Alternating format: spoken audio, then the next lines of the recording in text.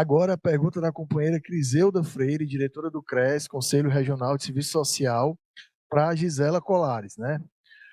Temos um ajuste fiscal que traz retirada de direitos sociais, desmonte dos serviços públicos e ameaça aos servidores e servidoras com relação a carreiras, salários e configuração do trabalho. Diante dessa conjuntura e dos prejuízos com as contrarreformas da Previdência e do Trabalho, além da reforma administrativa em curso, quais as repercussões para a vida dos e das aposentados e aposentadas e pensionistas e quais lutas devem ser consideradas prioridade para eles e elas?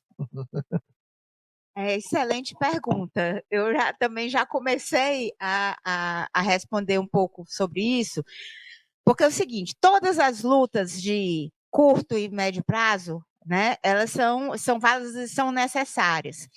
Mas o que trava todas essas lutas é uma coisa só, é a disputa do orçamento. E como o Fábio já falou, o mercado financeiro, o sistema da dívida, ele abocanha quase 50% do orçamento federal. E isso, né, vem crescendo paulatinamente. Por isso que a gente faz reforma, depois essa reforma não foi suficiente, faz outra reforma, essa reforma não foi suficiente, e a gente fica sempre lutando contra essas reformas.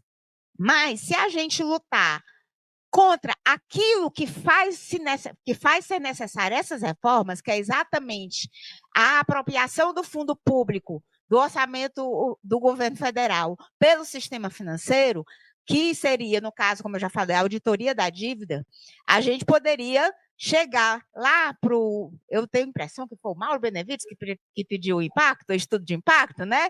Você chega lá no Mauro Benevides e diz para ele que porque a Constituição fala, né, e a Lei de Responsabilidade Fiscal fala que toda despesa que vai ser proposta para o orçamento tem que dizer a origem das receitas, né? E aí, pronto, você diz, olha, o impacto financeiro é esse e a origem das receitas é isso aqui. Está na dívida, e a gente lutar contra essa concentração absurda. Porque, por exemplo, a Previdência Social mesmo, sem ser o regime próprio, vai 21% do orçamento, né? E o sistema financeiro, 48%, 47% do orçamento. Só que os 21% da Previdência beneficia milhões de pessoas. Bota a economia para girar, porque está pagando, né, o salário das pessoas para elas comprarem, sobreviver, gera emprego, gera renda, né, gera qualidade de vida e tal.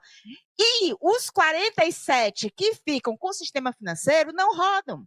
Vão para a esfera financeira, fica circulando lá em cima, só sugando mais renda da economia real, não gera emprego, não distribui renda.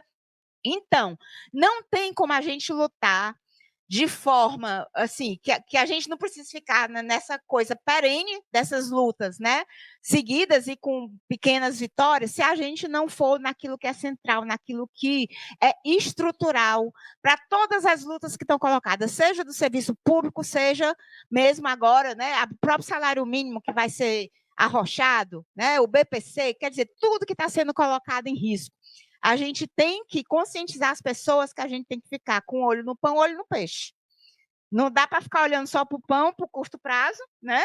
A gente tem que ficar olhando para o fazendo aqui, olhando para lá e trabalhando também nessa grande luta que é necessário conscientizar a população, levar essa consciência de que todos os problemas que o servidor público passa, o serviço público e a população sofre, né, com a precarização do serviço que é prestado para ela, nasce na questão da disputa orçamentária com o endividamento público. Uma dívida que nunca foi auditada, que a gente sabe que tem mecanismo financeiro, tem muita coisa ilegal, ilegítima, e a gente precisa fazer valer os nossos direitos. Na Constituição foi prevista essa auditoria.